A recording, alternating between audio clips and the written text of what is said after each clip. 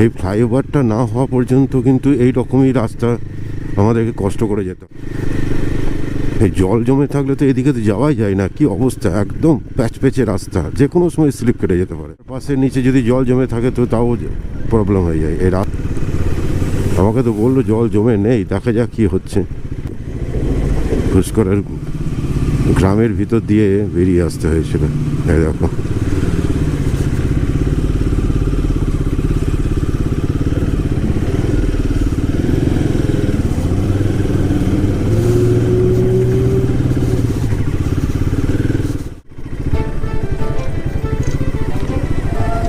ধুলো খেতে খেতে যেতে হবে একটু।